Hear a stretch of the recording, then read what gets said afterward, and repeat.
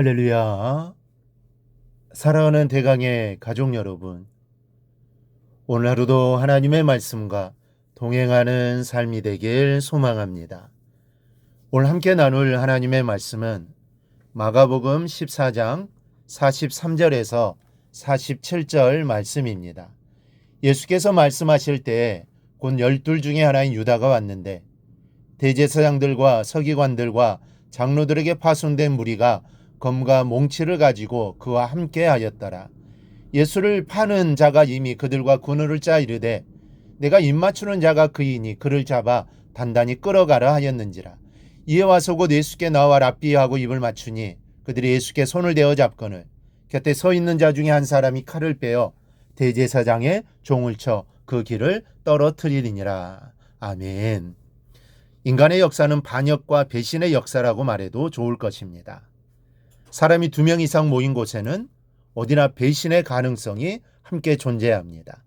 언제나 죽고 못 산다고 서로 사랑하던 남녀가 배신과 증오와 원한의 관계로 치닫는 수도 있습니다. 인간관계가 좀 더 복잡해지고 거기다 권력이나 재물이 매개가 되면 거기에는 반드시 음모와 술수가 생겨나게 되고 반역과 배신이 뒤따르게 됩니다.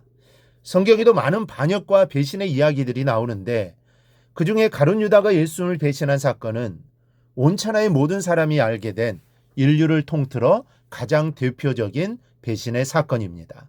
예수님은 이 가룟 유다의 결말 이렇게 말씀해 주십니다. 인자는 자기에 대하여 기록된 대로 가거니와 인자를 파는 그 사람에게는 화가 있으리로다. 그 사람은 차라리 태어나지 아니하였더라면 제게 좋을 뻔하였느니라. 이 말씀은 유다가 용서받을 수 없음을 암시해 줍니다. 예수님께서 용서하지 않으신다는 말이 아닙니다. 이 말씀은 유다의 죄가 용서받을 수 없는 죄라는 뜻입니다. 43절을 보면 유다를 12 중에 하나인 유다라고 표현하고 있습니다. 특별히 본문은 유다의 이름 앞에 12 중에 하나라는 수식어를 붙입니다. 그런데 대체 무엇 때문에 유다의 이름 앞에 12 중에 하나라는 특별한 수식어를 붙이는 것입니까? 무슨 일이 있어도 예수님의 제자 12 중에서 예수님을 배신하는 사람은 나오지 말았어야 합니다. 이 12은 예수님을 쫓던 참 많은 사람들 중에 특별히 주님께서 선택하신 사람들입니다. 그러나 많은 사람들 중에서 선택을 받았다는 사실보다 더 중요한 것은 이 12에게 예수님 사후의 복음의 사역을 이어갈 사명이 있다는 사실입니다. 그 사명이 12명에게 주어졌던 겁니다. 그래서 주님은 12를 택하시고 3년이라는 짧지 않은 시간 동안 함께 동거하고 먹고 마시면서 이들을 가르치셨습니다. 때로는 말씀으로, 때로는 온몸으로 하나님의 뜻이 12의 삶 속에 배도록 예수님은 3년 동안 최선을 다하셨습니다.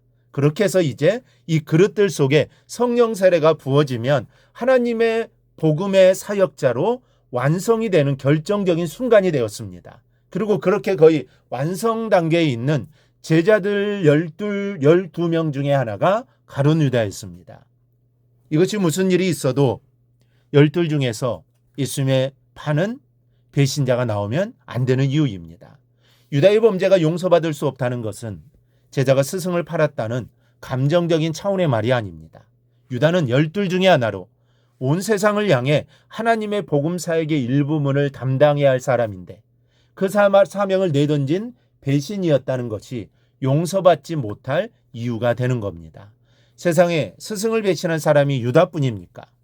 역사의 기록에 허다하게 많은 것이 스승을 배신한 일입니다. 하지만 유다의 범죄가 비교할 수 없을 정도로 더 커서 결코 용서받을 수 없는 중한죄인 것은 12만이 받을 수 있는 특별한 사명을 돈 몇 푼에 팔아넘긴 복음에 대한 반역이었기 때문입니다. 그럼 유다가 용서받을 수 없는 이유는 무엇일까요? 그것은 끝까지 거짓으로 속인 가증스러운 배신이었기 때문입니다. 유다는 예수님의 얼굴이 사람들에게 잘 알려져 있는 것을 알고 있었습니다. 그러나 어슴푸레한 새벽 시간에 햇불빛이 어른거리는 숲속에서는 쉽게 예수님의 얼굴을 알아볼 수 없을 것이라고 생각했습니다. 그래서 예수님을 확실히 알려줄 필요가 있다라고 생각한 것이죠. 예수님을 확실히 알려줄 방법으로 유다가 선택한 것이 입맞춤입니다. 당시에 제자들은 스승이 랍비에게 입맞춤으로 인사하는 습관이 있었습니다. 그것은 사랑하는 스승에 대한 존경과 애정의 표시였습니다. 그런 유다의 잔인함은 내가 입맞추는 자가 그인이라는 말 속에 또 다른 모습으로 감추어져 있었습니다. 여기서 유다는 입맞춘다라는 말로 카타힐레인이라는 말을 사용합니다. 이거는 제자가 스승에게 드리는 존경의 입맞춤을 말하는 것이 아닙니다.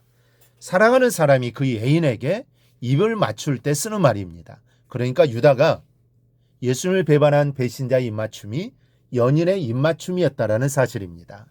사람으로서 가장 뜨거운 사랑을 담아야 하는 애정의 입맞춤에 배신과 중어를 담아 예수님께 드렸습니다.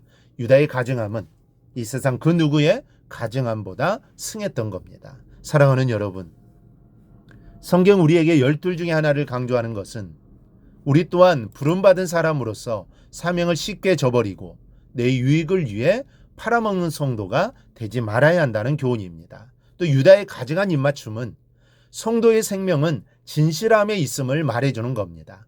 어디서든 누구 앞에서든 내 모습 그대로 순수한 것이 가장 행복한 삶을 사는 조건입니다. 이런 아름다운 성도의 모습을 주님 오시기까지 간직하기를 주님의 이름으로 축원합니다. 오늘 묵상한 말씀을 굳게 잡고 삶으로 실천하며 살아내는 대강의 모든 성도들이 되기를 축복합니다.